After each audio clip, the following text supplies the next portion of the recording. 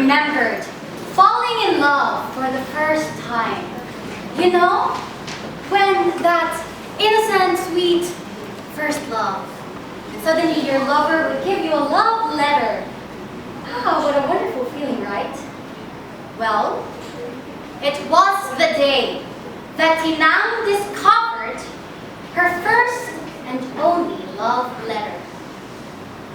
So her day started as she visited her former senora. Well, her former senora, of course it was her former senora, before she got married and had a baby. So she carried her baby and went through the gates of the house of her former senora and former young master, Tito. When she got into the house, the senora asked her about her married life, how it was like living with her husband, a bagogo named Ingo, and how it was like being a mother of a baby boy. So the senora asked, "Oh, ano, Tinang, how it is like to become married, huh?" "Senora, it is very hard. Better I was here working again."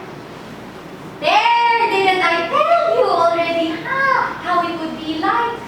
You see, you will be a slave to your husband, and that baby eternally clinging to you would be difficult for work.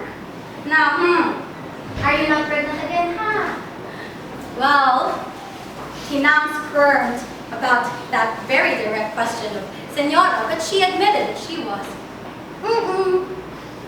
"Hala, Tinang, you will have a dozen before you will be 40. 20 even." So their conversation started like that until it finally went talking about their drivers, the tractor drivers, the senora, especially this really good one, the one that was named Amado. Now afterwards, after talking, Tinang finally told Senora about her purpose of being there. Before she went home, she was informed that there was actually a letter for her in the drugstore. Well, the drugstore was also the post office in the barrio. And so when she heard about that letter, she thought to herself, wow, what could it be? She thought that perhaps someone died in her family, or that perhaps that letter came from her sister. Ave Maria, Santa Maria! Oh, Diyos ko, maybe something wrong happened to my sister. And so, she hurried quickly home, and then got her letter. Oops. She got her letter.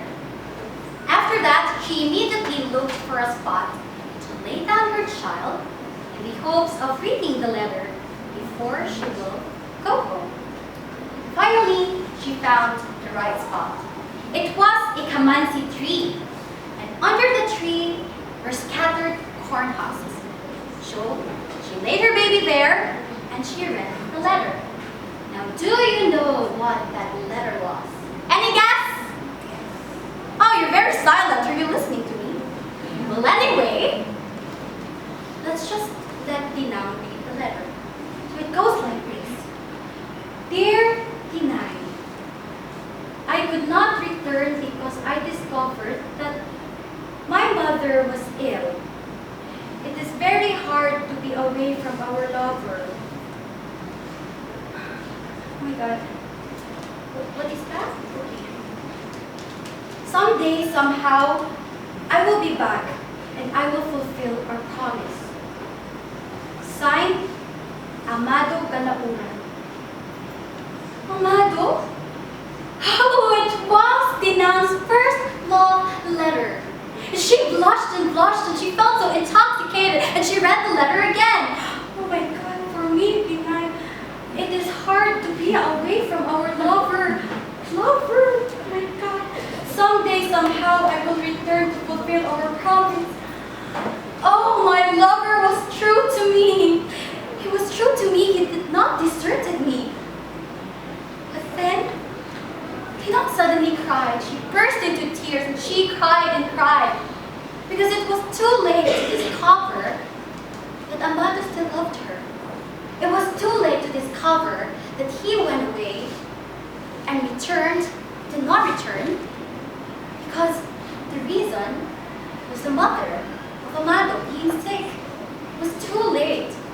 So she cried and remembered all the moments she shared with Amado. She can't do anything about it. And suddenly, a snake was lurking around, sneaking to the baby. And she gave a cry. Ah! My baby! She grabbed the baby and then hugged it tightly. You see, everyone, Tinay was already married to a bagogo. In her womb, she was carrying their second child.